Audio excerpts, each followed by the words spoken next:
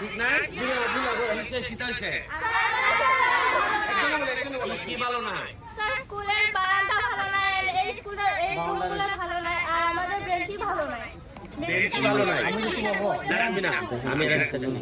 বেঞ্চি ভালো নাই না আমরা বসতে পারি, এরপর আমাদের রুমে ফ্যান কম আছে। ফ্যান কম আছে এরকম সবাই যদি হেল্প করতো ছাত্রকে খুব সুন্দর হইতো। বিল্ডিং ও তৈতেছে না আচ্ছা শুনো